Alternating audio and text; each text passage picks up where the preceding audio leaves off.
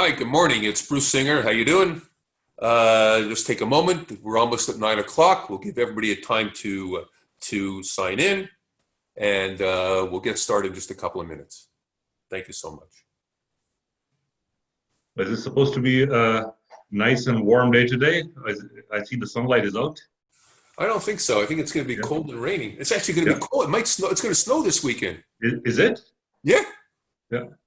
Can you believe it? It's amazing. It's May already, and uh, one of the things I could have never imagined. We are stuck in this situation, and most of the people are at home and Exactly. hardly able to get out. So good morning, everybody. On Friday morning, we're launching a new initiative called the 9 a.m. Spot, which is something we're going to be doing every morning at 9 a.m. as we wrap this up. This is our first episode, and we want to thank Basheer, who's a serial entrepreneur and also a very close friend of mine.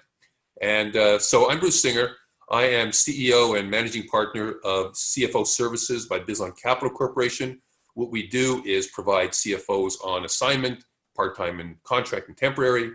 And Basheer, introduce yourself and tell people who you are, and then we'll get started on the Q&A. Questions? Yeah. So thank you, Bruce, for inviting me to be part of this series. I am an entrepreneur who has worked on launching and acquiring a variety of business ranging from placement services to retail to the service sector to the technology sector and most recently the construction sector. So today we are going to be obviously talking about railing excellence Inc., which is categorized as an essential service by the government. Again, I'm not going to comment on why or why not, but essentially we're going to talk about what are the challenges we are facing and how we are mitigating those challenges. Good. Perfect. Okay, so there's a couple of questions I want to ask. So tell me, what are in your organization, which is a second tier essential service, what are the challenges that you are facing or you faced during this COVID-19 pandemic? Perfect.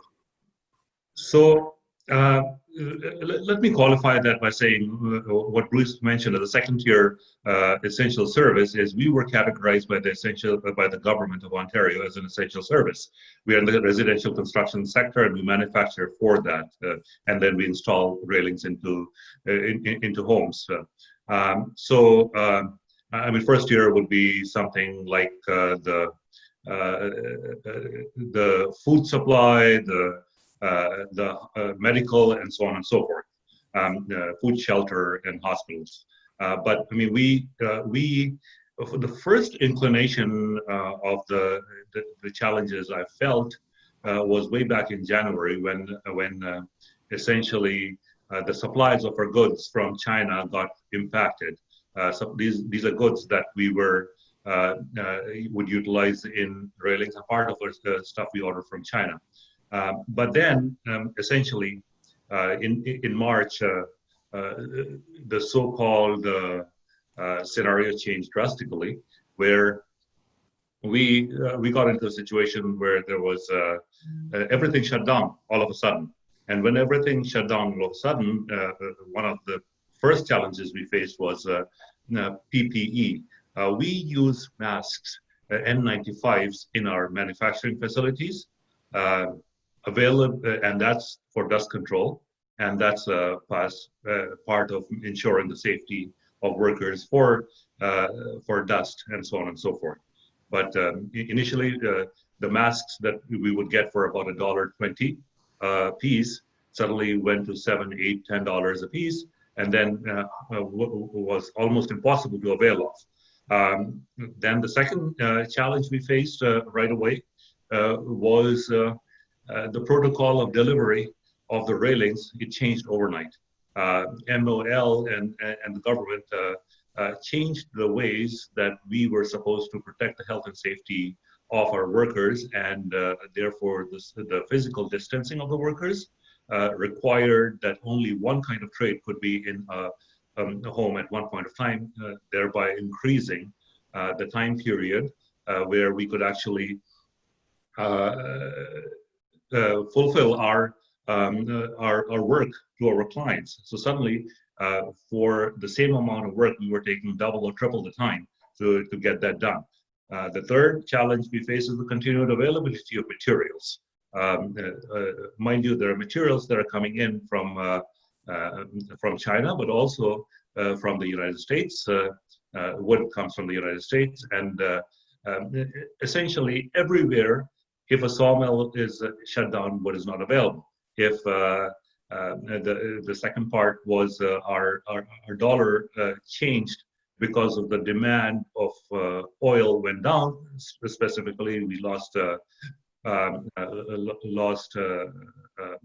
our dollar became much less valuable as compared to the United States dollar, and the cost of material went up. The fourth challenge we faced was the ability to protect our workforce from the pandemic, because we, as a good socially responsible employer, also wanted to make sure that we protect our employees from getting sick, and that those were the specific challenges we were facing. The fifth challenge, and the last but not the least, was the ability to continue employing our people through a contracted, long, elongated period of the pandemic. So sort of provide food on the table through employment. I mean, it is a real challenge for business owners to make sure that their workforce is employed, and these are the things that our workforces will remember. That how did we act during the tough times? That's so good. those were the specific challenges, Bruce. Okay, so what? Just the one thing. What is there one thing, or what's the one thing? And I use the word blindsided. Okay, what's the one thing that really surprised you, really blindsided you, that you did not expect, and it threw you for a loop? And how did you deal with it? Well, that's a very, very, very good question. What ended up happening is way back in January, when we first heard about the pandemic, and in China. I was sitting down with a senior executive of one of my clients, having lunch, and we were talking about this, and at that point of time, we were launching a new product that had been tested and engineered. The components of that, part of the components had been tested and engineered in China, and they were getting ready to ship out over there. We had already sold that line of product to one of our clients, and as we were sitting and talking, we said, okay, we think that we have enough control over the product coming in. We have done enough blanket orders, even though the suppliers are Canadian, but the ultimate production is in China. We've done enough foresight to actually get the product on containers on the water. But I thought that just with the pandemic in China, it was going to impact the whole industry.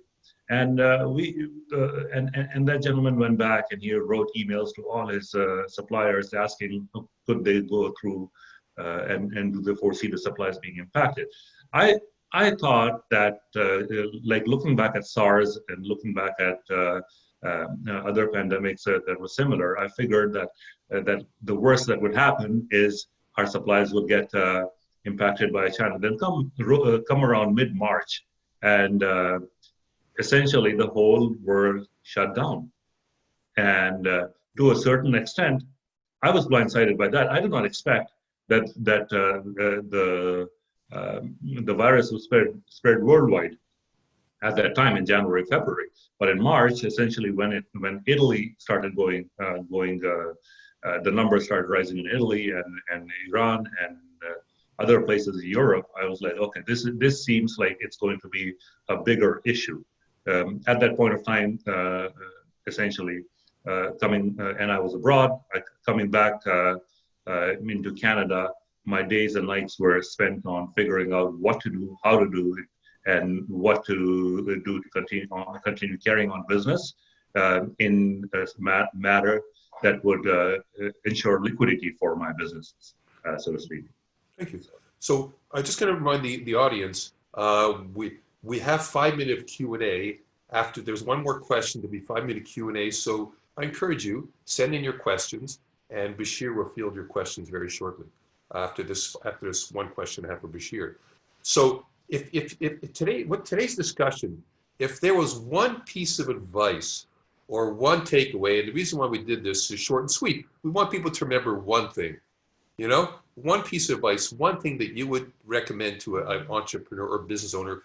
What would that one learning be? Takeaway that they can leave with. Okay, so I'm going to give you one word, actually, not even one piece of advice. I'm going to give you one word that will sum it up all for business owners and business senior business executives, and that's liquidity. Okay. The one word is liquidity, and I'll tell you why, and I'll qualify that, so to speak. Um, Essentially, in running a business, liquidity and cash flow is a thing that will make you continue being in business, so to speak. And how do we ensure that? And I'm going to go into a little bit of detail. So essentially, when we got hit by this crisis, we set out taking the following 4 steps. The number one is we communicated openly about the staff what was about to come, reassured them about their health and safety protocol, committed to their health and safety, but also told them we'll be communicating with you what's about to come, what's going to happen as best as we know. And the second thing we did was we developed a very strong COVID-19 policy that suggested that reflected the suggestions of the governmental agencies and also of our client policies. We insisted on following health and safety protocols. And then we understood that with regards to revenue, there was not much we could do. The revenue will come as it comes in this period of pandemic. So we could not actually control that any more than, we couldn't go out and increase the revenues. It was going to come in as it was going to come in through this period. We could only control our material costs to the point where our blanket orders that we had given out covered them. After that, we could not control our material costs. The only part we could actually control was our labor costs. But then we were faced with a dilemma that, okay, we have to feed the people. We have to make sure they get food on the table. But how do we do that? So we set out, and actually what we had done is we set out exploring the various government programs to see what works best in our situation rather than in anyone else's situation. And after evaluating everything, we figured out that WorkShare was our best bet for keeping our people employed and making sure we could control our costs through this pandemic and maintain liquidity through this. So can I ask you a question? So the 75% program, are you participating in that? Is that how does that tie into what you're doing? So the jury is still out on the 75% program. I think we will be able to participate in 1 or 2 months, so to speak. But you got to understand the 75% wage subsidy program is controlled externally. And what that means is a company has to show a 30% reduction in revenue, and of the revenues from prior year, or on the average revenues of January and February. Now, in March, you got to understand, March was the beginning of a very strong period that was about to come through, and half of March was very, very good. And then suddenly, one day, it all shut down. So March, we did not qualify for the 75% wage subsidy. April and May, we likely would, but we cannot bank on that because we don't know if we are going to be 30% or 29% or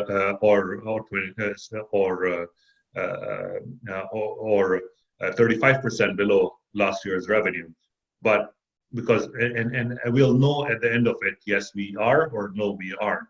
And we are still calculating the April numbers. We haven't got those numbers yet finalized. We should have them pretty shortly. Our accountants are working very hard on that. But I can't bank on that. What I can bank on is running my business so that the liquidity is maintained through this period, and whether or not we get the wage subsidy. And if we get the wage subsidy, it's great. What that allows us to do is to have additional runway on costs, because this might end up being a long, protracted period of the pandemic. We'll count it as a bonus, but run it as if we don't have the wage subsidy, because we don't know if we're going to or not at a certain point of time. There's one question to ask you. You have quite a bit of number of employees. How do you ensure, like look, people, it happens, you know, like if someone has COVID-19 and shows up, like do you do anything like in your company? Not you're protecting them. What if they get it from the outside? Do you check temperatures? A lot of companies now are starting to check temperatures and starting to do physicals and testing. Have you done anything like that? Like any internal testing or anything like So we any from safety of your employees? Anything that you want to share with anybody? absolutely Over and above the norm, yeah. Okay, so we have developed a full COVID-19 safety policy that applies to our employees, whether they are on the construction site or internally. And that's a full questionnaire that we go through.